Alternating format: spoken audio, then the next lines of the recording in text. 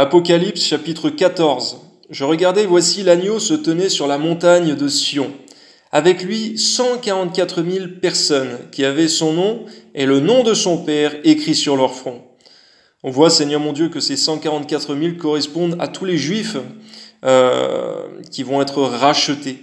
Selon le nombre, Seigneur mon Dieu, 12 000 de chaque tribu. Que ton nom soit béni, Seigneur mon Dieu, parce qu'il n'y a pas seulement, on voit encore une fois, Seigneur mon Dieu, qu'il n'y a pas seulement les enfants de Dieu en Jésus-Christ dans le monde entier, Seigneur, que tu vas sauver, Seigneur mon Dieu, mais également des Juifs rachetés. Et des Juifs très spéciaux d'ailleurs, Seigneur mon Dieu, et on va en voir la description. Amen. Et j'entendis du ciel une voix, comme un bruit de grosses eaux, comme le bruit d'un grand tonnerre, et la voix que j'entendis était celle de joueurs de harpe jouant de leur harpe, et ils chantaient un cantique nouveau devant le trône, et devant les 4 êtres vivants et les vieillards, et personne ne pouvait apprendre le cantique, si ce n'est les 144 000 qui avaient été rachetés de la terre. Ce sont ceux qui ne se sont pas souillés avec des femmes, car ils sont vierges. Ils suivent l'agneau partout où il va. Ils ont été rachetés d'entre les hommes comme des prémices pour Dieu et pour l'agneau. Et dans leur bouche, il ne s'est point trouvé de mensonge, car ils sont irrépréhensibles devant le trône de Dieu. On voit toute la description que tu donnes, Seigneur mon Dieu, des 144 000 qui vont être rachetés.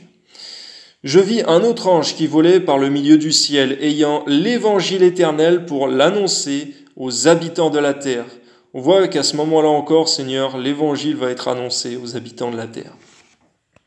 À toute nation, à toute tribu, à toute langue et à tout peuple, il disait d'une voix forte, « Craignez Dieu et donnez-lui gloire, car l'heure de son jugement est venue, et adorez celui qui a fait le ciel et la terre et la mer et les sources d'eau. » Et un second ange, suivit en disant, « Elle est tombée, Babylone la grande, celle qui a abreuvé toutes les nations du vin, de la fureur de son impudicité. » Et un troisième ange, les suivit en disant d'une voix forte, « Si quelqu'un adore la bête et son image et reçoit une marque sur son front ou sur sa main, il boira lui aussi du vin de la fureur de Dieu versé sans mélange dans la coupe de sa colère, et il sera tourmenté dans le feu et le soufre, devant les saints anges et devant l'agneau.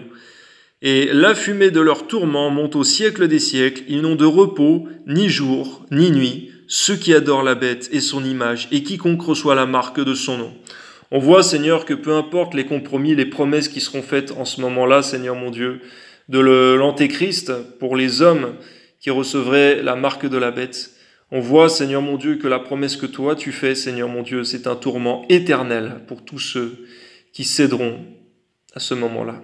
Amen. C'est ici la persévérance des saints qui gardent les commandements de Dieu et la foi de Jésus. Et j'entendis du ciel une voix qui disait, écrit, « Heureux dès à présent les morts qui meurent dans le Seigneur, oui, dit l'Esprit, afin qu'ils se reposent de leurs travaux, car leurs œuvres les suivent. » C'est vrai, Seigneur, que mourir en Jésus-Christ, Seigneur mon Dieu, dans l'obéissance à tes voies, c'est heureux, en vérité. Amen.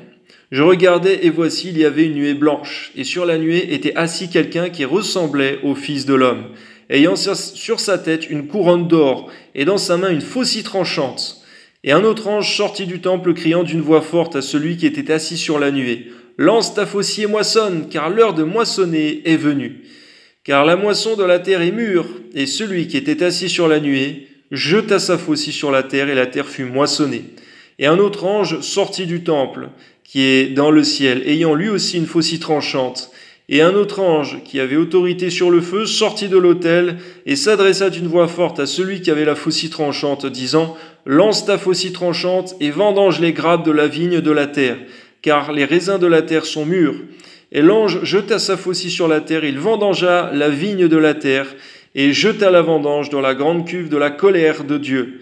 Et la cuve fut foulée hors de la ville, et du sang sortit de la cuve jusqu'aux morts des chevaux, sur une étendue de 1600 stades. On voit, Seigneur mon Dieu, également une prophétie qui s'accomplit, Seigneur, lorsque tu disais « J'ai foulé la cuve, et le sang a rejailli sur mon vêtement. » On voit, Seigneur Jésus, que c'est cette prophétie-là qui s'accomplit. À toi soit la gloire, Seigneur, parce que ta parole, tu ne la laisses jamais tomber, Seigneur, et s'accomplit certainement en son temps. Toi seul soit toute la gloire, Père. Amen.